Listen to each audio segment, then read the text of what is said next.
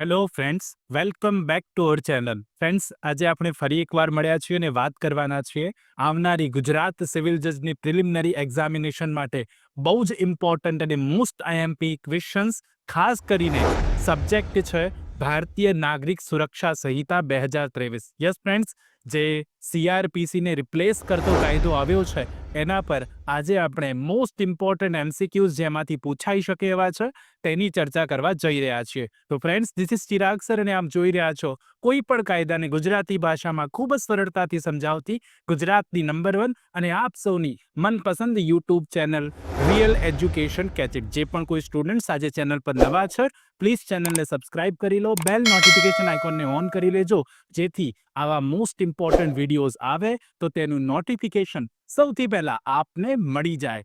બિલકુલ સમયને નહીં બગાડીએ, શરૂ કરીશું આજનો video.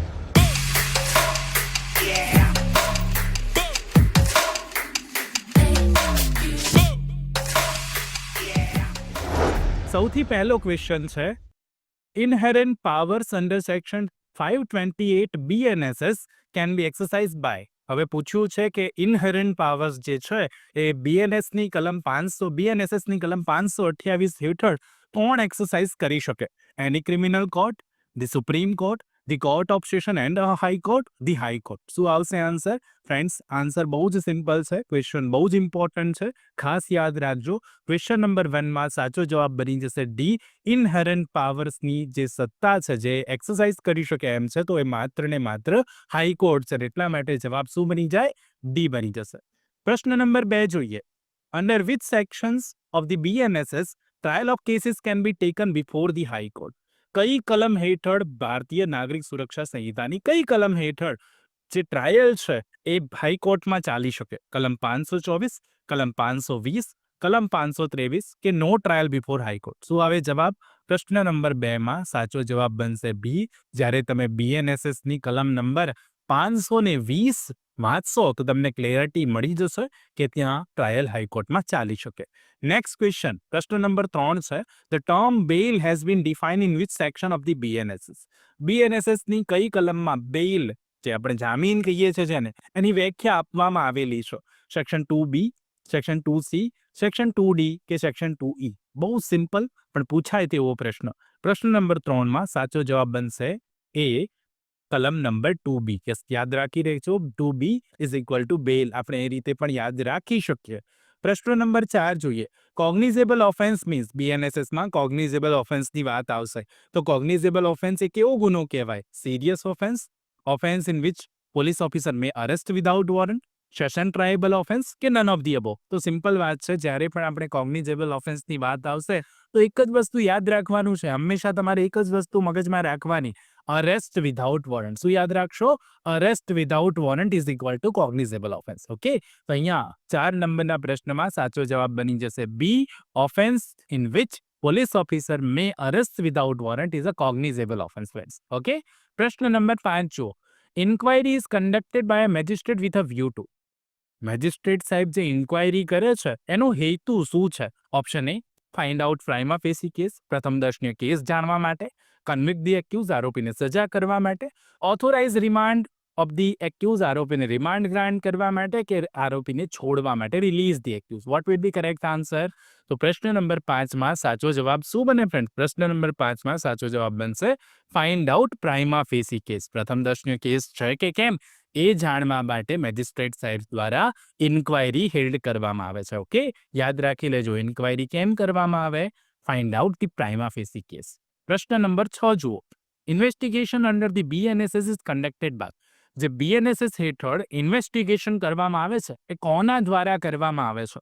Option A, the police officer, option B, both the police and the court, option C, the court only, કે option D, the police under the discretion of the sessions court or the high court? શું આવે જવાબ? Investigation ભારતીય નાગરિક સુરક્ષા સંહિતા હેઠળ કોણ કરશે? તપાસની વાત થઈ રહી છે, તપાસ કોણ કરે? તો 6 નંબરના પ્રશ્નમાં સાચો જવાબ બનશે એ, ધી પોલીસ ઓનલી. માત્ર તપાસનું કામ કોનું છે? તો પોલીસનું છે. ઓકે, તો 6 નંબરના ક્વેશ્ચનમાં સાચો જવાબ બની જશે એ. યાદ રાખી લેજો. પ્રશ્ન નંબર 7 જોઈએ. Object of the investigation is. આ પ્રશ્ન અગાઉ પૂછાયેલો છે ફ્રેન્ડ્સ, બહુ જ ઇમ્પોર્ટન્ટ છે.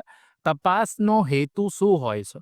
ઓબ્જેક્ટ હોય, કોઈ પણ વસ્તુનો ઓબ્જેક્ટ હોય, અહીંયા શું ઓબ્જેક્ટ છે? ઇન્વેસ્ટિગેશન જે કરવાની છે એનો હેતુ શું છે? ટુ અરેસ્ટ ધી એક્યુઝ, આરોપીની ધરપકડ કરવા માટે, ટુ પનિશ ધી એક્યુઝ, આરોપીની સજા કરવી, two collect the evidence against the accused, આરોપી વિરુદ્ધ પુરાવો એકત્રિત કરો, કે ઉપરોક્ત પૈકી કોઈ નહીં, none of the above. What will be correct answer? શું છે તપાસનો હેતુ? તો તપાસનો હેતુ ફ્રેન્ડ્સ હંમેશા યાદ રાખજો, two collect evidence against the accused, આરોપી વિરુદ્ધ પુરાવા એકત્રિત કરવા, એ છે તપાસનો હેતુ. ને એટલા માટે 7 નંબરના પ્રશ્નમાં જવાબ બની જશે સી. પ્રશ્ન નંબર 8 જુઓ. Victim is defined in the BNSS under 2023 under. હવે વિક્ટિમની વ્યાખ્યા પૂછી છે કે વિક્ટિમની વ્યાખ્યા BNSSની કઈ કલમ હેઠળ આપવામાં આવેલી છે? Section 2V, section 2X, section 2Y કે સેક્શન 2T? 8 નંબરના પ્રશ્નોનો બિલકુલ સાચો જવાબ સી બનશે, 2Y માં. 2Y માં વિક્ટિમની વ્યાખ્યા આપેલી છે, આ યાદ રાખજો.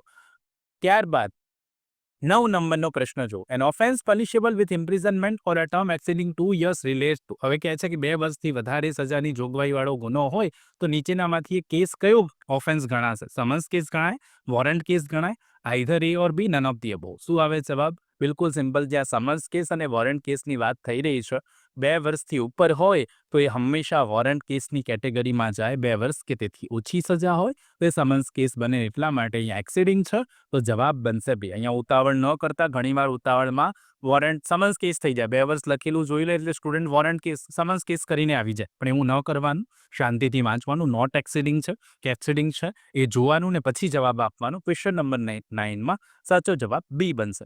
ક્વેશ્ચન નંબર 10 અને આજનો લાસ્ટ ક્વેશ્ચન, જેનો આન્સર આપ સૌએ મને નીચે કોમેન્ટ બોક્સમાં કોમેન્ટ કરીને જરૂરથી આપવાનો છે. હવે પરીક્ષાના ગણતરીના દિવસો છે એટલે આપને કહું છું કે કોમેન્ટ બોક્સમાં કોમેન્ટ કરીને જલ્દીથી પ્રશ્નનો જવાબ આપજો, એટલે હું તાત્કાલિક નવો વિડીયો પણ લઈને આવીશ.